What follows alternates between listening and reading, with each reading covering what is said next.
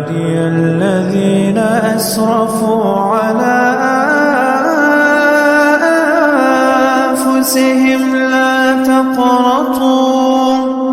لا تقنطوا من رحمة الله